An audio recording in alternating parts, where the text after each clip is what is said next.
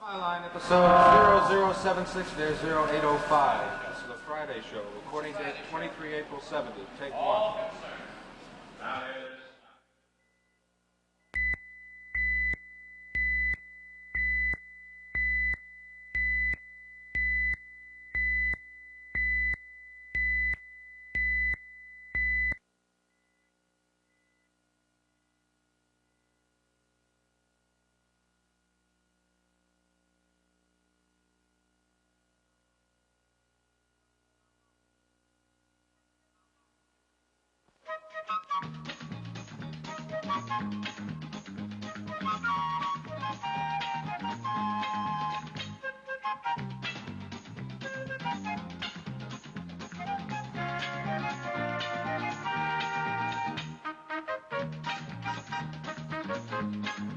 Let's all play What's My Line?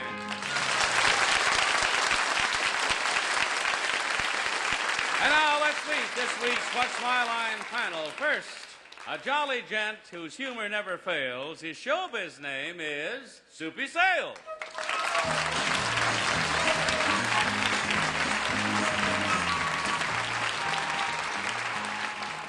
Thank you, Johnny Olson. It's a pleasure to welcome back this beautiful day. Not only a fine actress, but a best-selling authoress of a book called Starting From Scratch, which is about interior decorating, Joanna Barnes.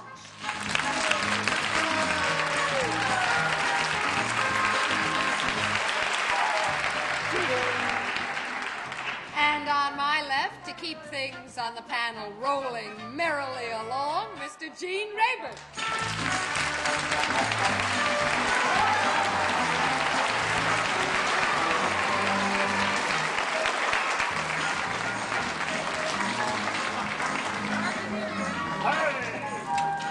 Thank you, dear girl. And now, oh, it's this. Now here's the mystery lady. She's dressed in black. Arlene Francis.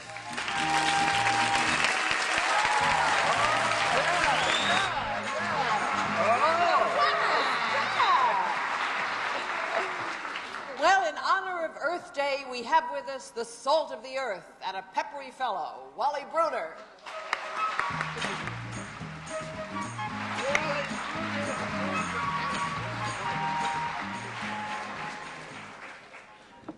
Thank you, Arlene. I feel about as tired as old Mother Earth. And about as old sometimes. But it's nice to have a big wheel on the panel this week, Gene. What's that? I say it's nice to have a big wheel on the panel this week. Thank you. You actually ride that thing all around Manhattan? Yeah, ride it around town, go to work, wherever I'm working, and it works out very well. Well, as you can see, we're rolling right along to get things started off. So are you all set? Yes, sir. Yeah. Let's meet our first challenger. Will you enter and sign in, please?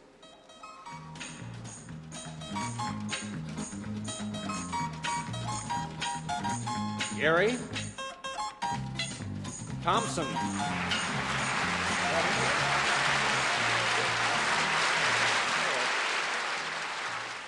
Gary, where are you from? Chicago, Illinois.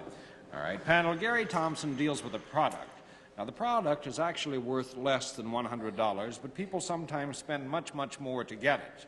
But now let's show the audience just what this product is.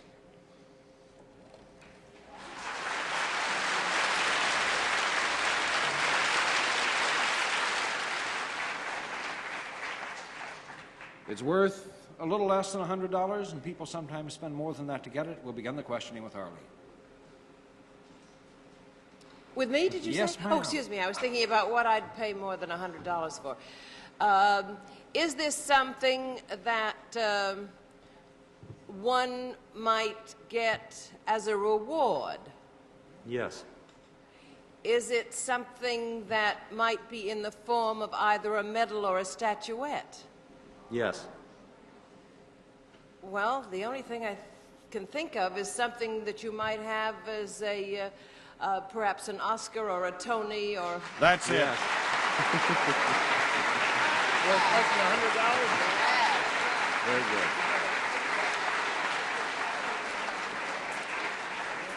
And you know, Gary, well, first let me say this. Mr. Thompson is the Executive Vice President of Dodge Trophies, who make the Oscars. But for our audience, this was a classic case of how Arlene got this, and I think I know, but I want you to tell them.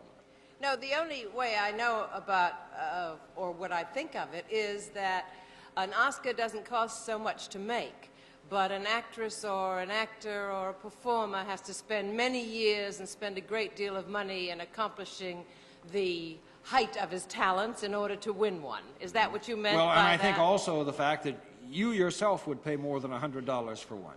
Only if I earned it. No, but I mean, I think, didn't you eliminate Yes. many things in your mind, as you said when you first began? Yes. I was trying to think of what I would pay more than $100 for. Yes, Joanna? Well, as a member of the Academy, I don't think too many people know it, but if an actor or an actress who has won an Oscar falls upon hard times, they can sort of redeem it at the Academy for an amount of money. The Academy doesn't want them hawking them in hawk shops or something, so they'll help you out. Oh, really? Yes. I didn't know I this. think you should have Mr. Thompson explain how the trophy got the name of Oscar. All right. Mr. Thompson? This was originated by a relative of a woman who now works for the Academy, and they were just thinking of some kind of a name for it, and this man happened to mention it looks like my uncle Oscar, and that's how the name came about. I was under the impression that it was Betty Davis who had named No, it. I don't know. Well, how long have you been making Oscars? Since 1929. Since the very And first that's the one. inception of it, correct. Well, has it changed or remained pretty much the same? No, the design has remained the same. I think it's interesting. You know how the original design came about? It was designed on a tablecloth in 1929, and the tablecloth was taken from the restaurant and given to a sculptor, and he's the one who did the sculpturing on it.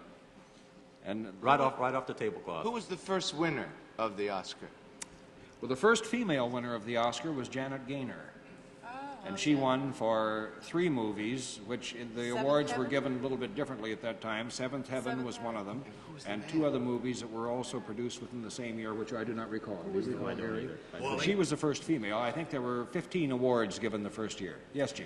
I believe it was Conrad Nagel whose idea Yes. it was Yes. originally Yes, to that's start the correct. whole. That's right. Conrad That's Nagel was correct. one of the founders of the Academy, along Yes. with about 10 other No. gentlemen of the film industry. But perhaps he conceived Right. the idea. No, it was he Yes. and one other. He and one other. But you know, very few of us have an opportunity to. Oh, but I want to ask one other thing first.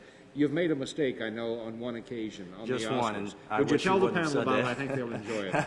Spencer Tracy's was engraved Dick Tracy. But since so few of us ever have an opportunity to see an Oscar close up, we have one here which we're going to take a look at. And you know, they're really quite heavy. They weigh about 10 pounds. What are they made of? And here is the Oscar. It's a special metal which is very heavily plated. It's Britannia metal. And it is gold-plated, then, of course. Yes, it is. Very But, you heavily know, gold-plated. for those of us who have never really been that close up to one, and perhaps you can see with a close-up on the camera, that the statue is actually standing on a reel of film. And then, of course, it is a stalwart type of person, and he's holding a sword. He's holding the hilt of the sword with his hands, and the point of the sword rests between his toes. And this is supposed to be the Crusader's sword. And the Oscar supposedly represents a crusading film industry that can bring about technological and educational developments through the use of motion pictures. So that's how it was originally conceived, and it is beautiful. Why don't you take this with you, Gary? And I don't think I've earned one yet. I'm sure the panel would like to get a closer-up view of it, and we enjoyed having you on What's My Line. Thank you. Thank you so much.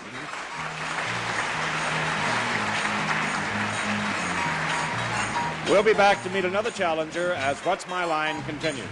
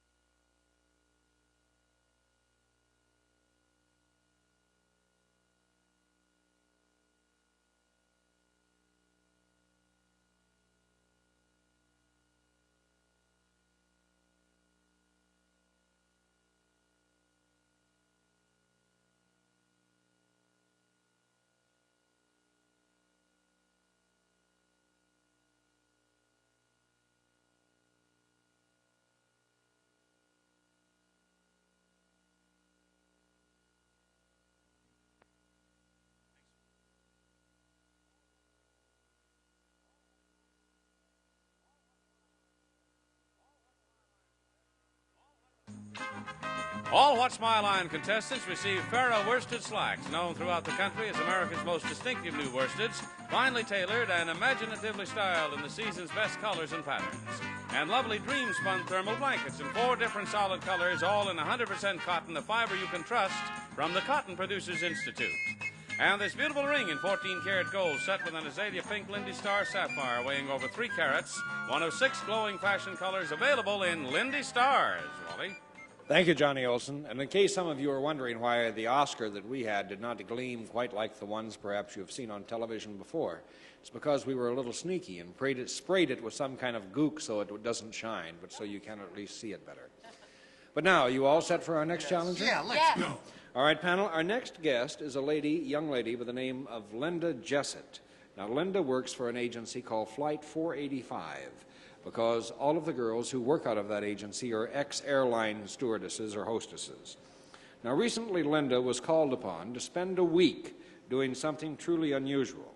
Now, she is demonstrating that particular occupation right now here on the stage behind the curtains. And before we show you Linda engaged in her occupation, please put on your blindfolds. Oh. Oh. Oh. Blindfolds in place. Wait. Okay. All right, now let's meet Linda and show our audience just what her line is.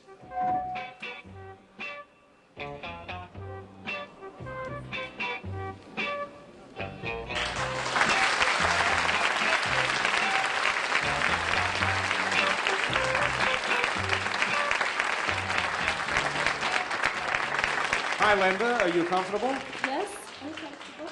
Okay, now I'll remind you again, panel, that this is something that Linda was called to do for 1 week as part of her job of working for Flight 485.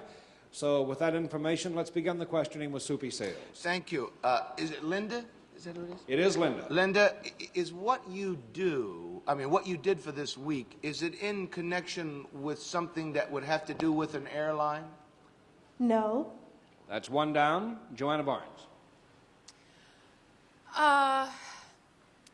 Are you wearing... no, wait a minute. May I assume that you are not wearing ordinary street clothes? Yes. Are you, in fact, wearing less than street clothes? Yes, I am. Let's hear it for Linda. Spent a week stark naked in Macy's window. Are you perhaps not dry? Yes. Are you, in fact, underwater? Partly. Did you... Well, she spent a week in the water. Now, what am I supposed to find out? Like, if she was in a bathtub or if she Well, why was don't you find out what she was doing there? getting paid for it? Right, but there's another small part. Well, you're partly in the water. May I assume that the part is below the waist?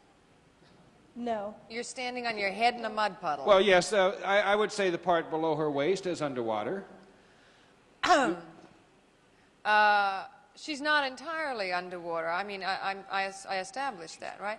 She spent the week partly underwater. I'm supposed to find out which part? No, you're supposed to find out what she was doing there. Why she was in the water to start with. Well, because somebody hired her to do it. Testing, were you testing something? Yes, I was testing something. Were you testing some kind of sporting equipment? In a sense, it's sporting, yes.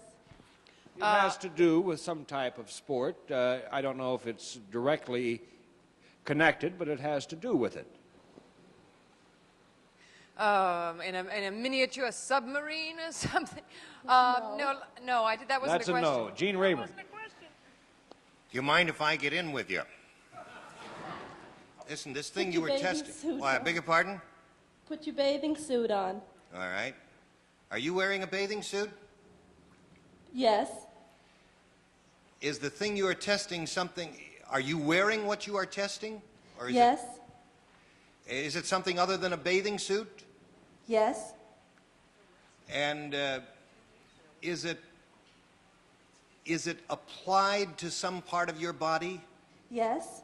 Applied? You mean like a cream or lotion, Gene? Yeah, or makeup or something like that. No. That's 3 down. Arlene. Is it something to do with scuba diving or some sort of water sport? No. No, panel, I'm afraid our time is up. May I suggest to you, please, that you take off your blindfolds and meet Linda and take a look for yourself, because she is demonstrating the Mighty Mac Life Preserver jacket.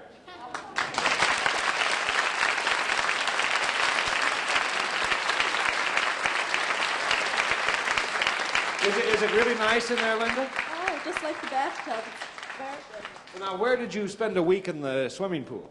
At Abercrombie's and Fitch. On the You're main floating, floor. you keep floating away from me. At Abercrombie's and Fitch. Yes. And you spent all day long? In a 1,000-gallon tank, fish tank. And it did. Wrinkled out? Yeah, didn't you get all shriveled up? Well, at night my mother would iron me out. Oh, pretty Somebody good. does a joke. Well, why don't we see panel, why don't you go back and sit down, Linda? Let's see what you look like on dry land, okay? May I help you out with that?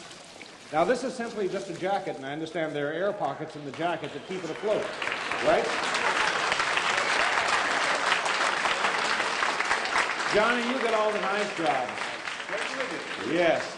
It's a Mighty Mac, and as you can see, just throw it in and it floats, and it'd be a great thing for kids out on boats and other people, wouldn't it, as a life preserver, and also offer protection from the weather. Yes. So it's a dual-purpose thing, and very safe. Well, Linda, congratulations to you. You survived it. Thank Any you. idea what Flight 485 has in store for you I next? don't have any idea, but I hope it's something like this. Something as interesting and Yes. as much fun. Well, thank you. You stumped the panel, and we enjoyed having you on What's My I Line. enjoyed being here. Thank you. very much. Did you say hello to you?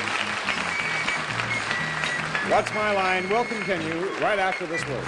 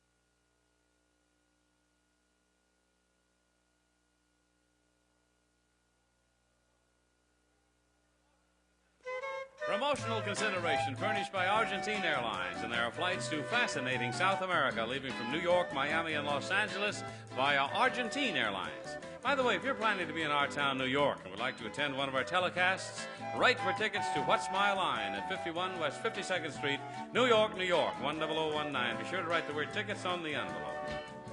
And we've reached the fun time again on What's My Line. That's when we meet our mystery guest panel of the blindfolds in place. Yes, sir, Wally. All right, mystery challenger, would you enter and sign in, please?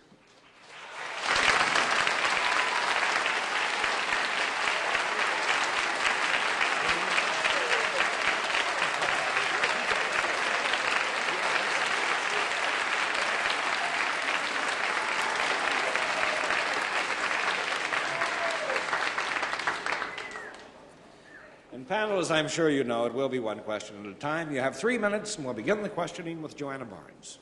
Are you to be found in the newspaper pages containing the news of show business? Occasionally. Gene Rayburn. And when we read that news, would we read the ABCs, that is, the legitimate theater directory? No, not at the moment. Arlene. Well, perhaps would we see your name in advertising a motion picture? That will come very soon. Let me say that you might well at various times find this particular name in either one of the columns, advertising theater or motion pictures, but what I think our guest was saying at this particular time, you will not. Soupy. Have you ever had your own series on television? No, I've resisted that strenuously. Joanna? Are you a fella? Oh, some question, but I vote yes. Definitely yes. Gene? She's a man. It's a guy. Well, now, sir. Yes. What are you doing after the show? You pay. Okay. It's a date. That's all. No, are you a leading man type? I'm more in character now, but I've led. Arlene?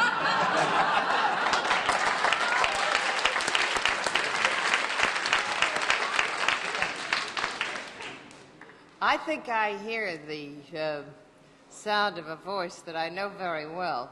I've led you, dear. We know each other, don't we? Yeah. Yeah. Didn't you do a picture recently with a man I'm closely associated with? How do you spell it? Did you do a picture? Have you just returned from Hong Kong? Yes. It's Burgess Meredith. It is.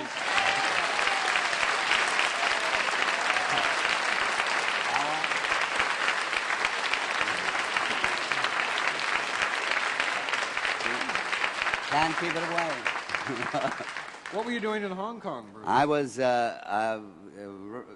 arranging a picture that I wrote and I directed, and I had a very rich part for myself in it. With James Mason and a lot of people, and we were there for 4 months and loved it.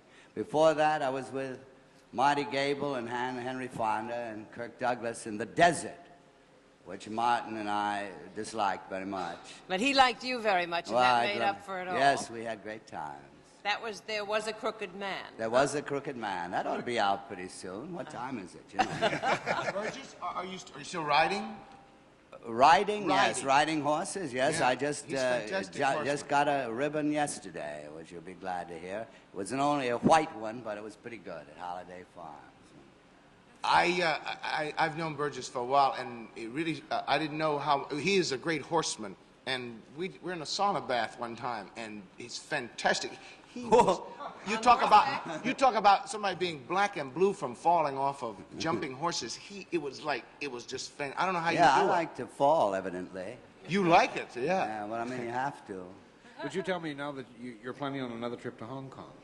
Is this to finish up the? No, I have to go out to the coast now. Oh, you're going to finish it film, here. Yes, I must say, I loved Hong Kong. It was great. And, Well, was this a setting of Hong Kong as a background or something? Yes, I wrote this story called The Yin and the Yang of Mr. Go, and James Mason played this Eurasian, and we enjoyed every minute of it with Jack McGowan and a lot of people over there. What nationality are you in it, Burgess? I play an Oriental. Because you have played an Oriental very successfully in the past. That's right, a couple of times.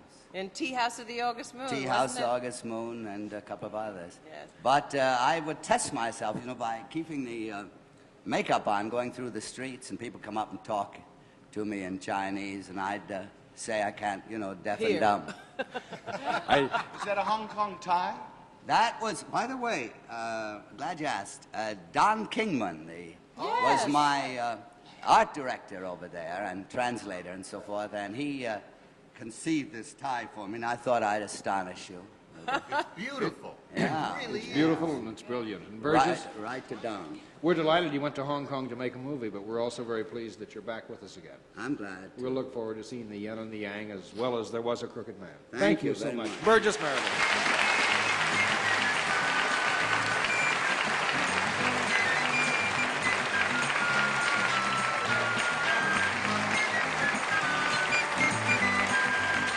Each and every week we receive hundreds of letters from people who would like to be a challenger on What's My Line, and you know, really, that is where we do find most of the challengers, from letters which are sent in by our audience and people who watch the show and would like to become a part of it. So may I suggest that if you've ever had sort of an inkling that you'd like to be on What's My Line, simply drop us a note to What's My Line, 375 Park Avenue, New York, 10022. We would like to have a picture of you, a description of your job, your name, address, and of course your phone number. And What's My Line will continue right after this word.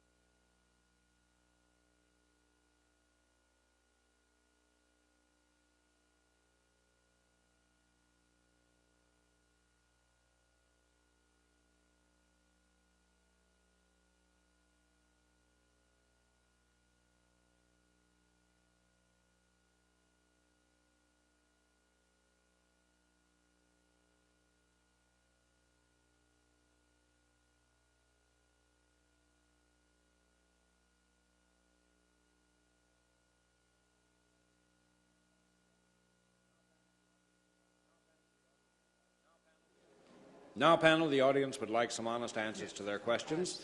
From Diane Cook of New York City to Soupy Sales. I can't stand men who wear nail polish. Do you wear it? No, I have my nails manicured, but I just have them buffed, and I don't like polish either. All right, from Mrs. Hennessy of Valley Stream, New York to Joanna Barnes. My husband is 43 and can retire soon. I think this is a mistake since he's quite fit. How do you feel about it? Well, it depends what he's going to do when he retires. He may have a lot of time to fool around home. It might be kind of a second honeymoon. If it isn't, I'd be glad to take him to lunch or something. And from Judy Kaplan of Boston to Arlene, do you think a college education is a must for a young girl of today? I do indeed think it's a must for a young girl or a young boy of today, if they have the adaptability for it. Otherwise, learn a trade. Thank you, panel, for your honest answers.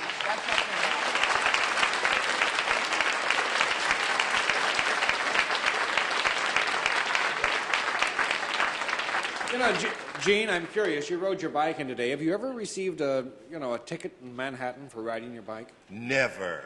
No, I'm a very law-abiding citizen. How can you be and ride on the streets of New York City? He doesn't. It He ain't rides easy. it on a No, bus. And it's very crowded in the aisles. But you even take it up elevators, I understand. Oh, I go everywhere. Offices, everywhere. I have to go. My bike goes because I love my bike.